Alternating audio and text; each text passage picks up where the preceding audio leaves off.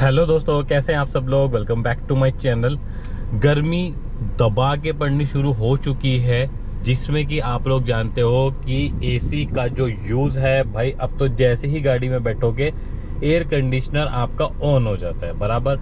अब इसमें एक कंसर्न ये आता है, कई लोग बेचारे गर्मी में भी मैंने देखा है कि अपने शीशे डाउन करके एसी ऑफ करके गाड़ी चलाते हैं, क्योंकि उनका मानना ये होता है कि हम अगर एसी ऑन करेंगे बहुत ज़्यादा जो हमारा फ्यूल कंजप्शन है या हमारी गाड़ी का जो एवरेज है वो गिर जाएगा।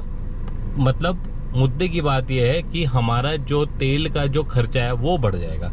तो इसमें एक तो पॉइंट ये हो गया, ठीक। दूसरा पॉइंट ये हो गया, कई लोगों को मैंने देखा है कि जब गाड़ी में आप बैठते हो तो आपको जब लगती है गर्मी, तो ये देखो यहाँ पे ये देखो 3 मोड हैं आपके। एक तो आपका ये मोड्स हो गया, ठीक है, कि आपको जो एयर है वो नीचे चाहिए, फ्रंट में चाहिए, या डिफ्रोस्ट मतलब विंडशील्ड पे है आपको वहां पे चाहिए। दूसरा आपका ये तो हो गया, आपको देखो फैन की स्पीड का, ठीक है, कि आपको जो फैन के जो स्पीड का जो थ्रो है वो आपको कितना चाहिए। और यहाँ आ गया आपका एसी का मोड, मतलब आपको जो एसी की जो कूलिंग है वो कितनी चाहिए। ये हो गया बिल्कुल लो पे, और यहाँ से आपका जो है स्टार्टिंग होना शुरू हो जाता है, ठीक है। तो ये हो गया। अब इसमें ना, जब मैंने आपको बताया कि आप जब गाड़ी में बैठते हो आपको लगती है गर्मी की, आप फिर क्या करते हो, ये जो एसी का जो टेम्परेचर है ना, इसको आप लो करना चालू कर देते हो, बशर्ते ये जो आपका जो ये ब्लोवर की जो फैन की स्पीड है इसको आप नहीं छेड़ दो।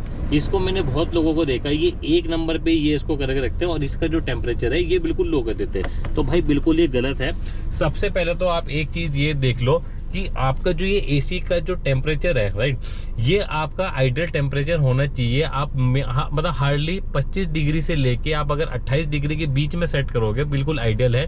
बिल्कुल लो मत करो, या मैनुअली अगर है तो मैनुअली बिल्कुल लो मत करो, या अगर आपका ऑटोमेटिक है डिस्प्ले पे आपका दिख जाता है तो आप 16 डिग्री पे या बिल्कुल लो पे जो है उतना बिल्कुल मत जाओ, ठीक है। क्योंकि होता क्या है, देखो इसके अंदर जितना आप इसको एसी की जो सेटिंग है ना ये लो पे रखोगे, ये बिल्कुल मिनिमम रखोगे, उतना आपका जो है कंप्रेसर काम करेगा। कंप्रेसर आपका डायरेक्टली रिलेटेड होता है एसी से। जैसे ही एसी ऑन होगा आपका कंप्रेसर ऑन हो जाएगा।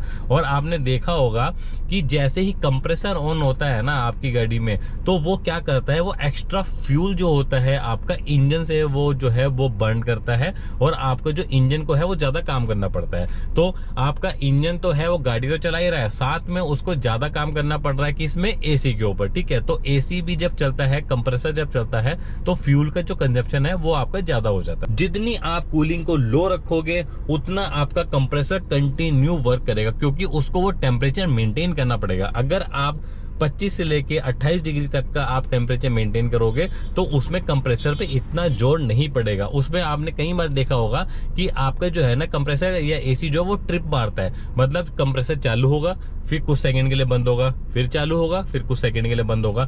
तो उसमें क्या होगा कि आपका जो कंप्रेसर होता है ना उसको कंटिन्यूस काम नहीं करना पड़ता है, जिसकी वजह से क्या होता है, आपकी जो फ्यूल इकोनॉमी होती है वो आपकी मेंटेन रहती है, ज्यादा खर्च नहीं होता है। ऑन एन आइडियल एक स्टडी जो है वो ये बताती है कि आप अगर अपना एसी यूज करते हो तो मैक्सिमम 5 से 7 आपका जो % है ना उतना फ्यूल कंजप्शन होता है, जो मैंने आपको आइडियल सेटिंग में बताया। क्या फैन की स्पीड तेज करने से, जैसे 1 2 3 4, ये जो आपका एयर का जो थ्रो है, फैन की जो थ्रो है, इसको अगर हम तेज करते रहते हैं, इसके पॉइंट बढ़ाते रहते हैं, क्या इससे भी हमारा जो एवरेज है, जो गाड़ी का जो फ्यूल कंजप्शन है वो ज्यादा बढ़ता है? तो भाई देखो ऐसा कुछ नहीं है। गाड़ी का जो फ्यूल कंजप्शन है वो ज्यादा तब होगा जब आपका एसी की जो कूलिंग है आप लो रखोगे। उस केस में आपका कंप्रेसर जितना चालू रहेगा उतना फ्यूल कंजप्शन बढ़ेगा। लेकिन यहाँ आ जाता है केस उल्टा। ये जो फैन की जो स्पीड है या जो फैन जो वर्किंग करता है वो काम करता है आपका बैटरी से। ये जो पावर लेता है बैटरी से लेता है, बट जो एसी काम करता है वो हमेशा आपका काम करता है इंजन ऑन होने के बाद। तभी आपने देखा होगा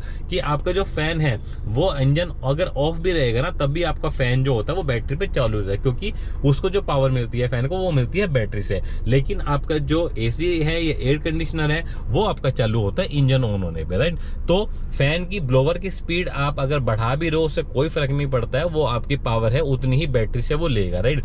अगर मान लो आपको कूलिंग बढ़िया चाहिए तो अपनी कूलिंग की जो सेटिंग है वो मेंटेन, जो मैंने आपको बताया 25 26 28 मैक्सिमम इतना करो, 25 से नीचे मत जाओ।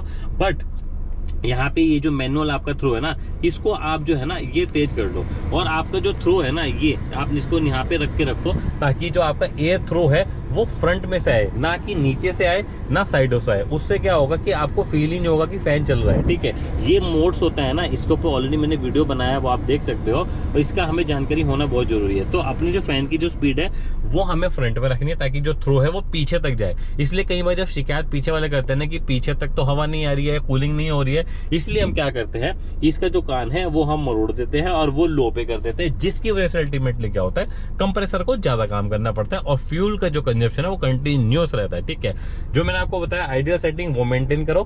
फैन का जो थ्रो है वो आप मैनुअली कर लो, या अगर ऑटोमेटिक गाड़ी है तो ऑटो पे सेट करो। अगर आपने 26 डिग्री का आपने टेम्परेचर सेट किया है तो आपका जो केबिन का टेम्परेचर है वो 26 डिग्री पे ही मेंटेन करता रहेगा। आपको फैन की स्पीड, ब्लोवर की स्पीड प्लस माइनस करने की जरूरत नहीं है, वो ऑटोमेटिकली प्लस माइनस करता रहता है, depend upon the cabin temperature, right. तो मुद्दे की बात यह है कि अगर आप फैन की, ब्लोवर की स्पीड तेज करते हो तो उसका फ्यूल कंजप्शन है कोई भी लेना देना नहीं है। तो होप ये वीडियो आप लोगों को पसंद आई होगी, कुछ इन्फॉर्मेटिव लगी होगी। अगर आप लोगों को वीडियो पसंद आई है तो प्लीज वीडियो को एक लाइक, शेयर और चैनल को सब्सक्राइब आप जरूर कर देना। Thank you so much. जय हिंद।